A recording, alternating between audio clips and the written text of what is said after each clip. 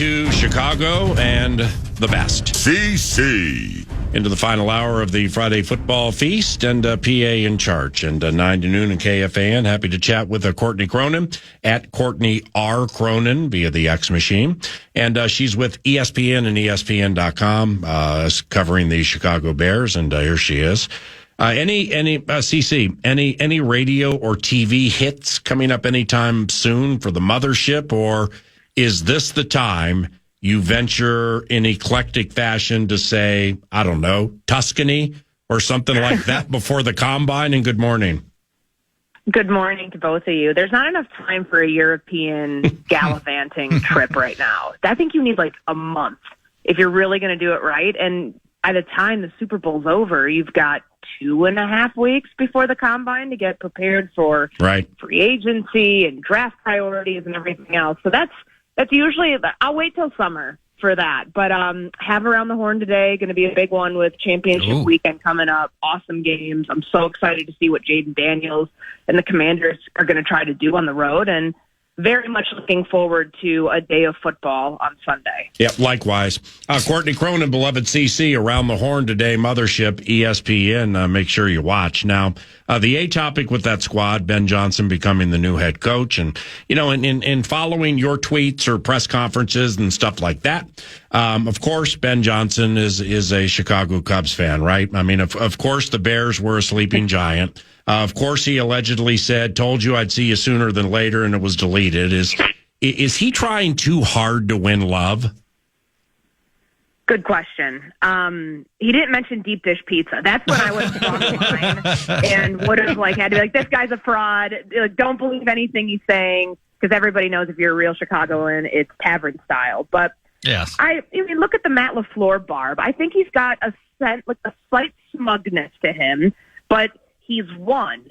So I think he's entitled to kind of, carry himself that way. But I don't believe in the whole, you won the press conference or you didn't win it. Barring something that's an absolute disaster, which the Bears have had up at the podium quite a lot of during the Matt Eberflus era, I think that they handled this about as well as you could have. They aced the hire because this was like their big fish, and they didn't have to settle for like the B- option, which honestly, they did the last time around. They could have had Dan Quinn. They went with Matt Eberflus. They could have, in previous years, they went John Fox when he was on a retirement tour. They went with Mark Trestman when nobody had heard of him. Yeah. There are a lot of instances where you never believe that the Bears could actually get the guy, the most sought-after person, the person who the Raiders wanted, the Jacksonville Jaguars wanted. They got their top choice. And so I think the overall vibe with that press conference and with just how everything's felt this week has been a complete departure from what it was this season once they started losing. And I think Ben Johnson was relishing in that. You know what I mean? Like, he had 3 great years as the offensive coordinator. Detroit had been there since 2019, and had done quite a bit of good work there. And so to carry that over into a place that wanted him is important. And how much he wanted them in return. George McCaskey said that in the Zoom call they had. He said at the beginning, I want this job. He closed it with, by the way, did I tell you I want this job? Are you saying that to everybody? I would imagine so. You want to be everyone's top choice because that's leverage that you can use against other teams in negotiations. But I thought he said all the right things and, was trying to be quirky and trying to be himself and endear himself to a new fan base, a new media, conglomerate that he's going to be dealing with. And, just handling it the way that you're kind of coached to do in those introductory press conferences. Courtney, you mentioned the McCaskies, and there were some, going into this hiring cycle, there were some people thought that family structure could be an impediment, and we're seeing that in other places. Like in Jacksonville, Shad Khan couldn't land Ben Johnson, couldn't land Liam Cohen until he fired his own GM. In Dallas, Jerry Jones is increasingly viewed unfavorably, and he's not able to even bring in a lot of the top tier candidates. Won't even take the interview. So, were the McCaskey family? Is it obviously they weren't a big enough impediment to stop Ben Johnson, but how, what is the state of their involvement, and also for that matter, who made the ultimate call on this? Was this a Poles? Was this a Kevin Warren? What's the power dynamic there? So with the McCaskies, with George, who's been chairman since 2011, he's led multiple coaching searches or been a part of them because he always says, I'm not a football guy, I'm just a fan. But obviously you control the finances here, my guy. Like, there's nothing gets past like ownership. So he's got to be willing to pony up. And before Ben Johnson, what we learned last Saturday when Adam Schefter reported that the Bears called to inquire about Mike Tomlin, that signaled a couple things for me. Because there was the idea that like Kevin O'Connell was going to potentially get traded somewhere. And I think a lot of that was agent water carrying. So great for the people who did that. But there was an actual candidate that the Bears were considering trading for. You don't explore that option unless you have sign off from ownership of do whatever it takes to get this guy if we can make it happen. We know Mike Tomlin had the no trade clause, so they couldn't. But he just got an extension last year for 3 years in Pittsburgh. That's, he's making like $15 million a year. The Bears don't pay coaches $15 million a year. Matt Eberflus is making $6 million. So I think the financial commitment that they were willing to make here to go do whatever it takes to get the top people don't come cheap. So to me, that's a shift with ownership because, they're not like other organizations in the NFL. They make their money from football. Like, that's it. And they're trying to get a stadium project done. They're trying to build a team and a coaching staff that costs a lot of money. And if they end up getting someone like Dennis Allen as their defensive coordinator, former head coach, that's not going to come cheap.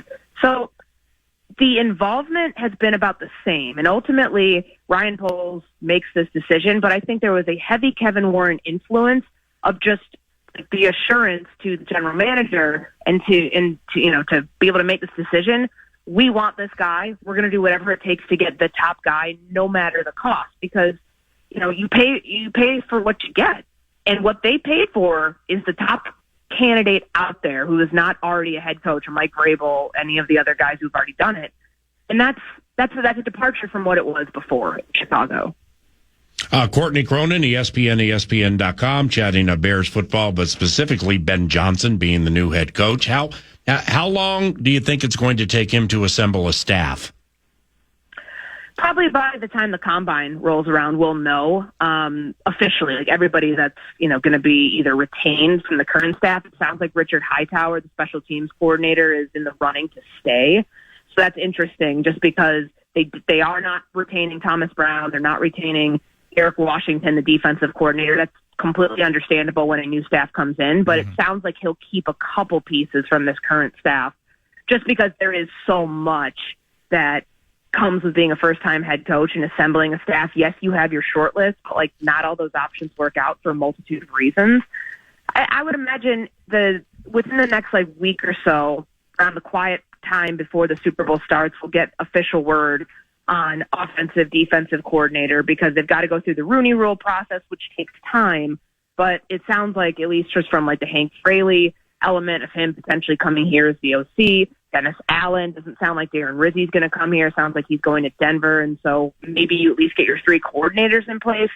And then you're going to be entrusting, at least on the defensive side of the ball, whoever you hire as DC is going to be able to fill out their staff. And you're going to want to get a jump on it. But there's still two head coaching jobs that have to be filled in the NFL. So between the Saints, there's a trickle-down effect there that could end up affecting the Bears too, because of the Saints' influence in that coaching tree that Ben Johnson's not a part of, but has very adjacent ties to, and there might be some coaches he wants to interview from that.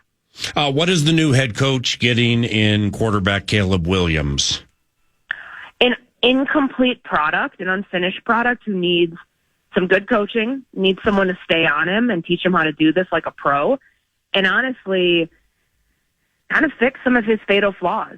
He held onto the ball too long last year. He tried to make the hero play instead of taking the layup more times than not, and he didn't throw the ball downfield. I get asked that question all the time. What's the number one difference between why it worked for Jaden Daniels and why it didn't work for Caleb Williams?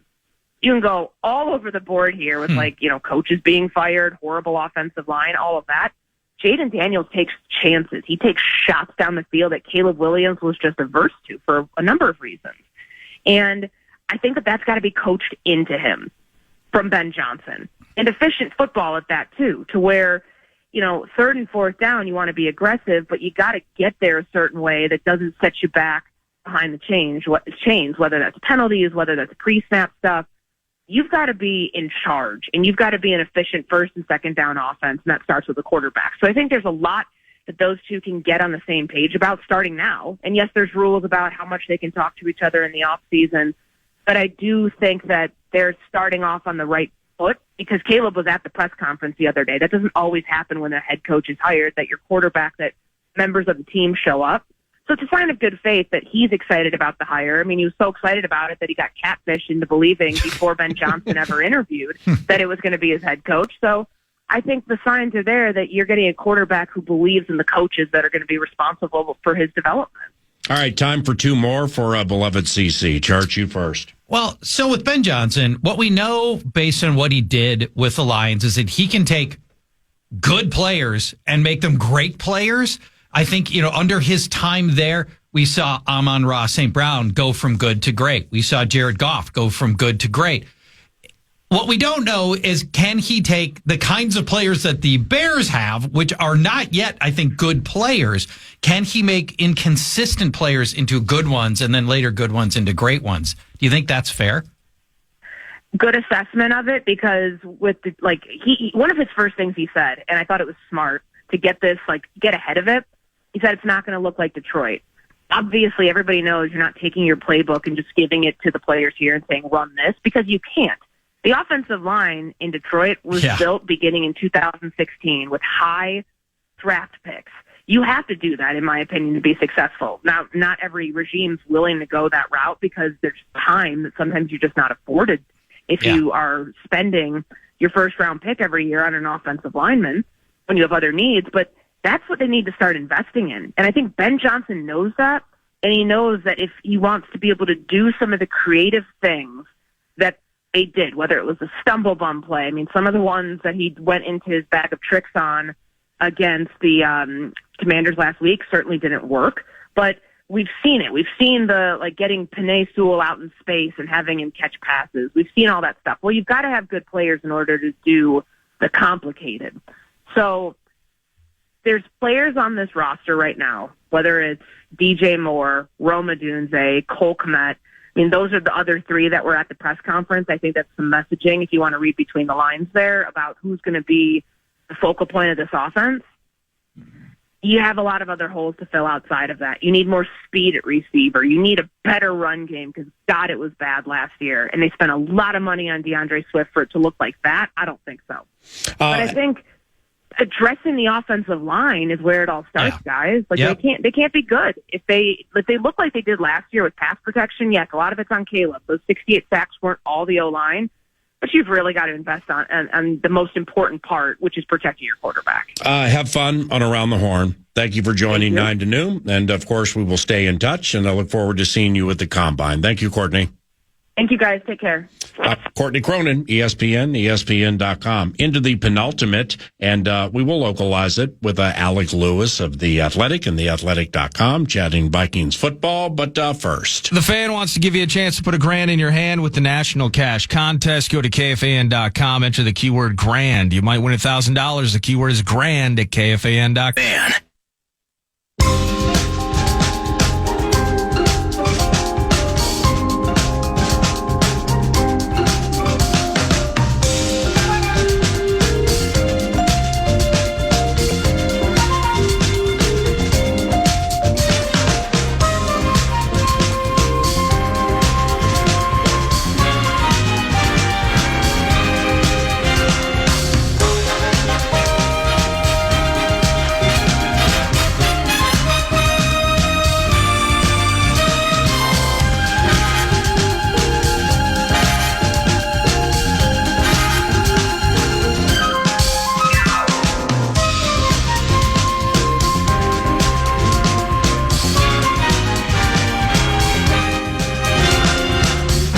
two more. How did the round table at Vikings.com go, Mr. Alec Lewis? And good morning. Hey, Paul, how are you? Charge, good Hi. to see you. Nordo's in the other room with the common man. I'm good. You didn't ask how I was, and I said I was good. The round table went well. It was me, Ben Gessling, Kevin Seifert, and Tatum Everett. And did Ben and Kevin let you talk? I always love that. Yeah, one. it was great. Good. They were great. We bounced around, went back and forth. I Excellent. think I just trying to make them laugh a couple of times. I mentioned Taki Taimani out of nowhere. That Seifert definitely liked that. But no, I sit with these guys in the media room every day. We've got a good report. Alec Lewis, The Athletic, theathletic.com, at Alec_Lewis via the tweet machine.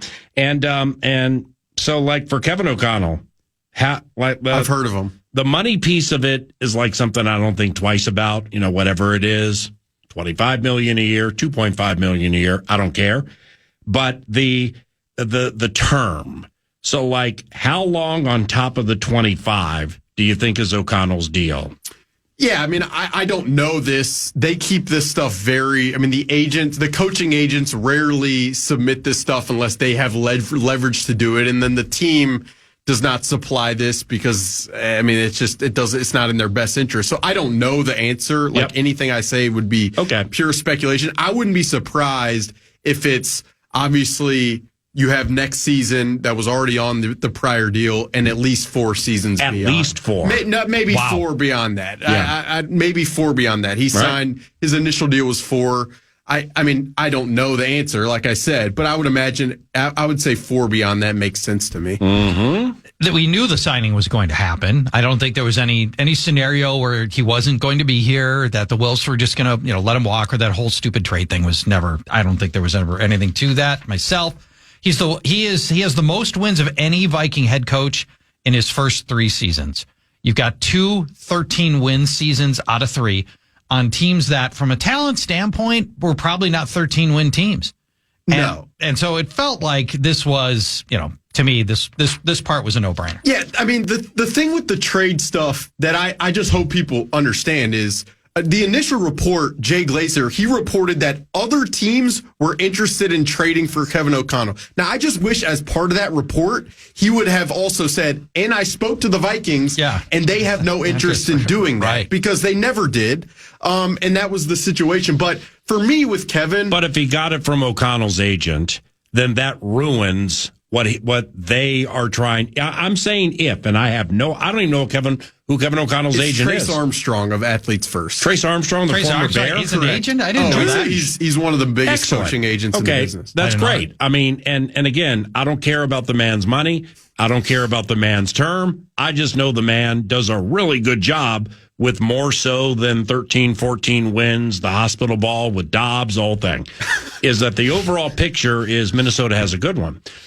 But the timing of that day. Oh, it was awful. Right. Which means if it's awful or if it's great, there's probably intent. Yeah.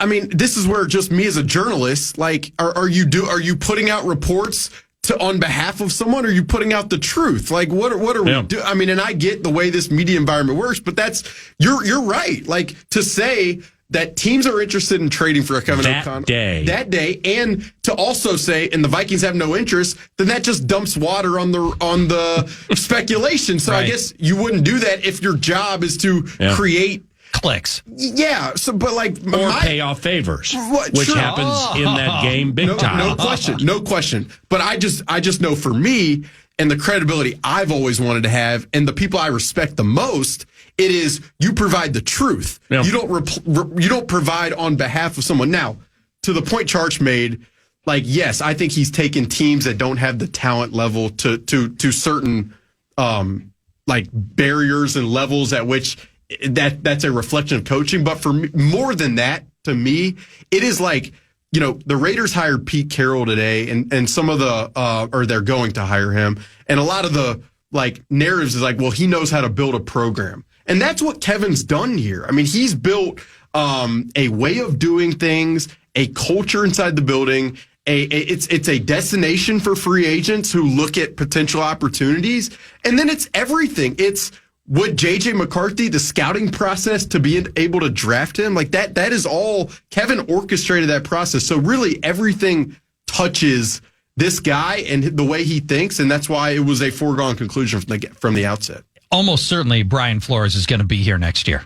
It feels like that at this point. I mean, obviously, he interviewed for the Jets, for the Bears, and for the Jaguars, and all three of those teams have landed. Right. I think some people thought the Raiders might be interested, but again, the Pete Carroll thing is surfaced. So, it feels like that, and I'm sure him staying here will come with a handsome raise as well. You think so? Now, does he not have 1 year left on his deal as well? Even if he does, I think he's proven over 2 seasons that it's probably worth. YA rolled in here for a chill. He's getting peppered like Woodward and Bernstein. No, I'm good. I'm loving it. Okay, great. Keep coming. Yeah, absolutely. That's great. All right, so then let's turn our attention to Kwesi, because this is the next signing that people expect.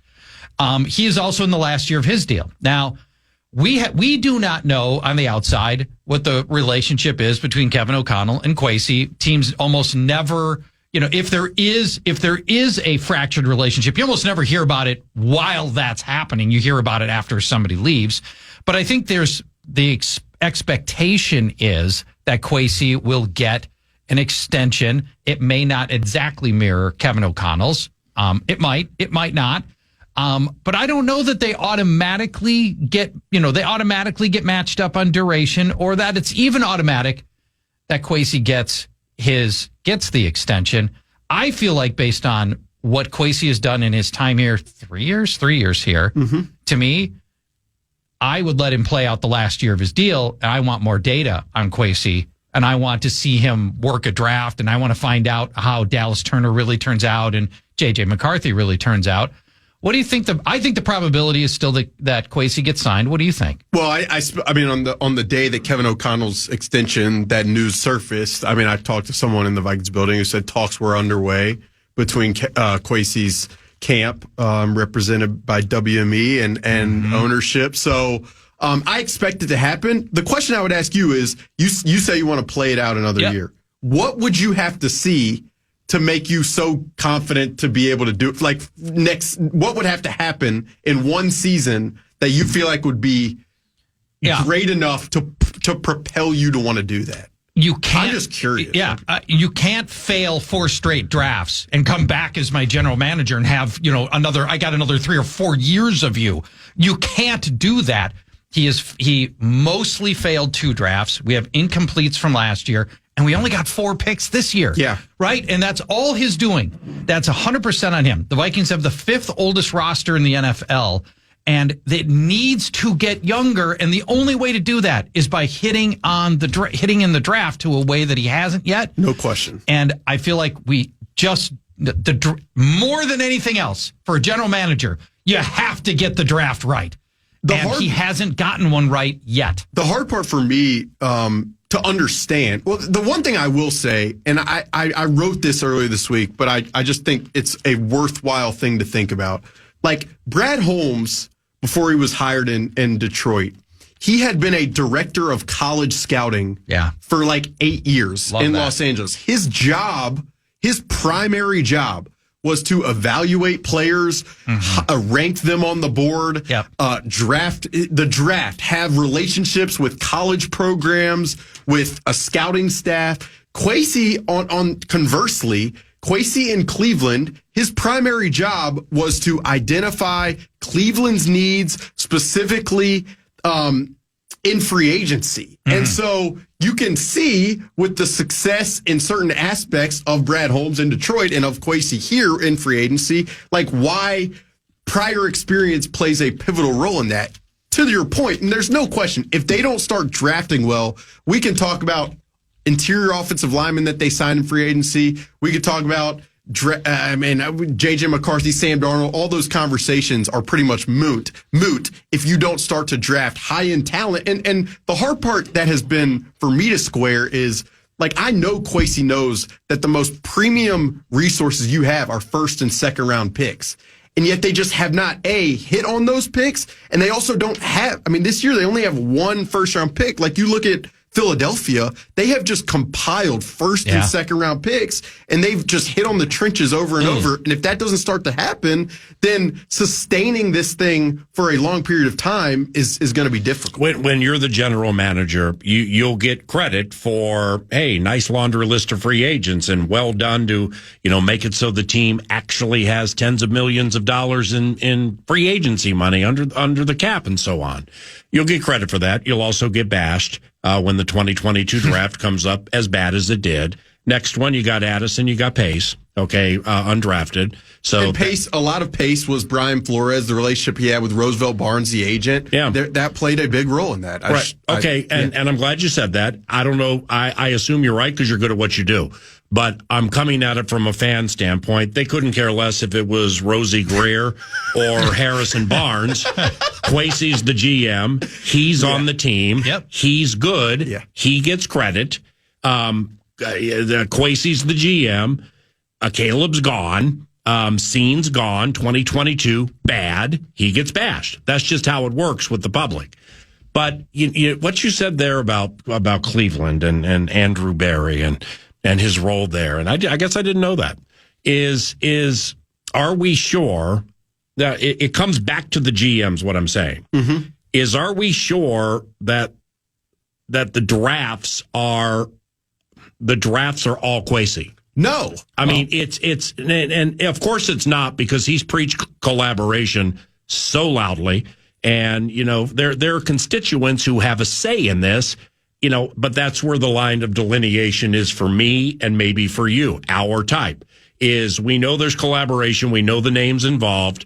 But when it comes to the fist on the Formica, is Kevin's fist louder than Kwesi's? Where does Grigson fit into this? What about the scouting department? The whole thing. So the point that I'm making here is off what you just said about Cleveland, and then what he just did with free agency and where the team is under the cap. That's his jam, and he's really good at it. Holy cow. So the drafting part of it, perhaps, hey, we're gonna redo the bit, add 2 to it. Here's what the number's gonna be. But there's a change that we want here philosophically when it comes to draft selections, specifically on Thursday and Friday. But we need you to keep doing this because you're really good at it. Maybe that's like the totality of it. Well, there's definitely been, over the course of his time here, in some ways a shit. Like, I know last year the coaching staff was very, very involved. The coaching staff, I mean, there were probably 8 staffers at the Senior Bowl. I mean, I remember being on the field and I'm seeing Brian Angelico, Wes Phillips, and Brian Flores and Michael Hutchings and Durante Jones. Like, there was a very targeted plan from the coaching perspective to prioritize guys, to have influence. I mean, like the Will Reichard selection, a lot of that was the job that Matt Daniels and Dalman Gibson, the assistant special teams coordinator, did in terms of identifying. So I do think over time, there's also been somewhat of a shift from a philosophy from the first year. I mean, there was a lot of the players they picked were high end, like combine athleticism guys. Over the last couple years, it's moved a little bit more towards like ball skills, play speed, as opposed to like 40-yard dash, 10-second split speed. So I think, I mean, it's always and the one thing I will say, just having talked to Kwesi, I do think he is very, even though in the press conference a couple weeks ago, he didn't like take as much responsibility as I think I wanted him to. I do know, having talked to him, that he is very aware this is an area they've got to be better at. He knows that, and he knows that. I mean, he's hard on himself. There's no question. When you talk to him, you feel that. Well, the first draft Kevin and Kwesi had together, 2022. If you take the leap, or you believe this is how the hierarchy worked at that time, because the GM 9.5 out of 10 times is above the head coach. So unless there's something established between the two when it comes to to having the lion's share of the say in picks, and I maybe that was the case, maybe it wasn't. If O'Connell wanted to draft Jamison Williams, despite the L's off the field, and you know what, teams were concerned about him off the field, and there were L's to come. Those are behind, and he's a game changer now. So if whatever analytics, margin rules, whatever lines got you to the trade back for Sean, and then we're not afraid to trade within the division. Watson hasn't been anything special. He's hurt every minute. But you now move into Ingram and Booth. Okay, Ingram's benched for Reisner, and Booth might be out of the league. Sean is, I think, with Philadelphia, and on the practice squad, he never plays. So if O'Connell, with that first pick, very first one in the regime, if he wanted Jamison Williams or somebody of that variety, and the general manager came over the top, it's like, no, this is what we do, and it's what we've planned for with all the analytics. We're going to do this, and it ended up being that. I mean, that's high on the resume if I'm the owners looking at a resume to determine how long do I give this guy something, and how much do I give, and why am I giving it? Well, because 75 to 80% of other things are dynamite. Culture in the building, players never getting in trouble off the field, the conversations, the player development department and the whole thing with now Jasper Brinkley and Arkeem and the way they work with people. And the salary cap situation, and Kwesi has a lot to do with that. So it's a balancing act. It's just that first draft. Oh, it's. I just wonder who had that first call, because Williams went in the spot, and if the coach wanted the receiver, you see what I'm saying here? Also, the other aspect of that too is you had a coordinator in Ed Donatel, who Kevin O'Connell had never worked with before. You had a scouting staff that had already done evaluations in a specific scheme for Mike Zimmer that is now operating a totally different. I mean, that's why continuity, you look at the teams that have been very successful, continuity with coordinator, with GM, with scouting. That's why that stuff is important, because you know what traits you're identifying. You know the types of players you want. The other aspect with Kwesi is, think about Cleveland's defensive scheme. When he was in Cleveland, it was man coverage, 4 down, attack as a pass rusher, and then he gets here and it's with Ed Donatel, and it's 5-man fronts, edge rushers dropping a little bit, a lot of rules on the back end and not man covered. There's just different players that fit different schemes. So that adjustment period,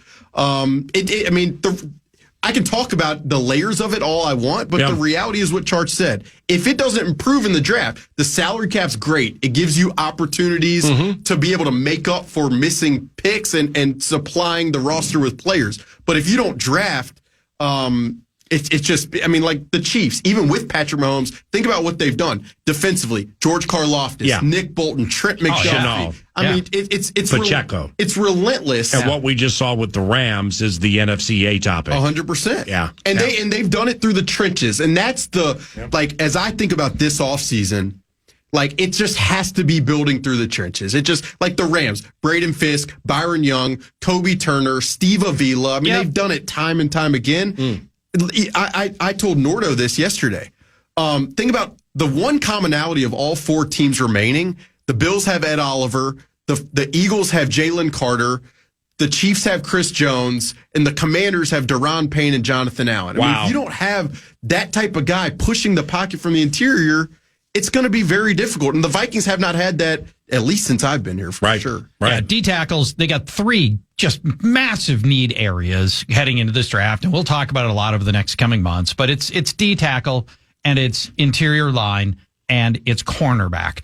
And they've got so much work to do in those spots. They have to be able to find ways in the draft to plug some of that, because you can only get so far on your free agency with that, unfortunately. More with Alec of the Alec Lewis podcast. Learn about that either via Twitter or YouTube. Also via Twitter at Alec_Lewis. Covers looks the good today. Thank you. Your glasses and the frames and everything are just beautiful. Very Benjamin Franklin-esque. More with YA around the corner on KFAN. I can't wait until tomorrow, 'cause tomorrow might very well be too late. I can't wait until tomorrow, 'cause tomorrow could never come. I know could end any minute, but I pray tomorrow comes. But it could be too late. I'm ready to smile, but for a long while, wouldn't take much to get me down. So, just with a yes or no, if you care to elaborate, Alec, then that's completely on you. That's great. McCarthy into Jones next season, right? It's possible. Okay, so McCarthy / Jones, 1-2 either way, or do you have Darnold's team? No. I mean, you like Rippon that much? No. Excellent. The option, I do like Brett Rippon. Well, so do I. The option that makes the most sense. What's wrong with mullets? Is to go with, I like Nick too. Birmingham, Alabama guy, Spain Park High School, go crazy. Yep, Lake of the Ozarks, right on the old lake. No. That's where he lives. Does he? Nope, just kidding. Why would you say that? Because you questioned me flippantly. No, the JJ path. I mean, if they want to, revamp the roster overall, the Great. JJ path makes sense. Daniel Jones. I mean, we'll see. Like, it's probably going to be dependent how much he liked it here. I think he liked it here. Yeah. How much they liked having him here. I think they did. So okay. We'll see. Aaron Jones. Back next season or not? Well, right to change these opinions when you get steam. I wouldn't. Yeah, it's early, so Okay. the combine and certain things will change. But I Charge, and you probably know this too. Yeah. Charge with the running backs in this draft is making it sound like at 1, Earl right. Campbell, and then at 30, like Jonathan Taylor, Dickerson, or Marshall Falk. No, I mean, the running It's back, insane. The running back class in the draft is like you could get a guy in the 3rd round who could be a starter. So I got to tell Alec, the Matt Miller, just kind of real quick. We're at the combine, whatever rookie year, Kareem Hunt. Okay, Yeah, probably played at 6 Toledo. years ago. I mean, I couldn't pick Kareem Hunt out of a 2-person lineup standing next to Wally Zerbiak. So we're talking to Matt Miller. Yeah, 2017. Yeah, what is he? Bleacher ESPN? Report guy. Now he's at ESPN. He was ESPN, Bleacher right, Report. yeah. Okay, so NFL he was draft up and scout. coming then. NFL draft scout. That's what it was. So he was blowing up. Okay, now he's blowing up. And, we can't find him with a searchlight at the combine even for 4 minutes, but that's okay. That happens. So we're talking to him on the radio or before it, and then he says 3 glowing things about Kareem Hunt from Toledo. Well, Matt leaves. We come back for another segment. Like, where's Charge? Where he was buried in his computer to the right. I'm YouTubing Kareem He Hunt at comes that back. point. Well, he didn't even wait for Miller to leave. He's like, yeah, because the audience didn't hear Matt say anything about Kareem Hunt. It was a private conversation, or it was between 2 football fans. He comes back. Paul, hold on. This Kareem Hunt, I just uncovered him under a rock from Toledo. He catches, he picks up the blitz, and he runs. He might be the best running back ever. His lateral quickness compared with it. There's some facts in this story, Right. but key parts of this are being Right. left out. But that's what happens Well, with speaking of being the left combine. out, the fact that you got that information from Matt Miller, that was left out at times. That is not Like you sought it out yourself. Hey, FISA, Fairness and Steam Act, it happens all the time with all of us. Like Alec and I who talk to a lot of people. Somebody will just casually say something and they'll won't even think twice about it. Well, it's a massive topic for like YA and I on the radio or at the Athletic, No question. Aaron Jones, I think it's possible that he comes back. I mean, it's going to probably depend on the cost. It's probably going to depend on just their overall health evaluation. They will have as detailed of kind of a vision for how healthy he was and what that could mean moving forward. And obviously Kwesi has shown that like he very much factors in health and longevity and durability in terms of the guys they sign. So it'll be interesting. But drafting, at this point, I'd be almost shocked if they go through the 2025 NFL draft and have not selected a running back. Have a great time this weekend with those who you encounter in the lobby of your apartment building. Excuse me while I whip this out. Best of luck. And Good to see you. we'll be following your work. You're ridiculous. Paul Charge, good to see Charchian, you. Paul Allen, Nordo. Eric Nordquist. It's time for Nordo to put a wrap on the show. Here comes Big Daddy Con. Just listen. Just listen. Now, what did I do wrong? Big boy's back. Time for 2 more. The Friday Feast with the Mercurial Tandem novella of written bits. Be ready for something random, keeping the train on the tracks. A skill that is laudable, ready on the fly for an odd verbal audible. take the edge off. I'm drinking some half-calf. Alec Lewis, well, he's paid for each laugh. Courtney Cronin reporting on Chicago's new staff. Scott Chandler, fourth down. Greenway, bad calf. It's every Friday right here on The Fan. A battle of wit with a lack of attention span. Hyperstimulation, never an opinion drought. And you've never heard more confident touts.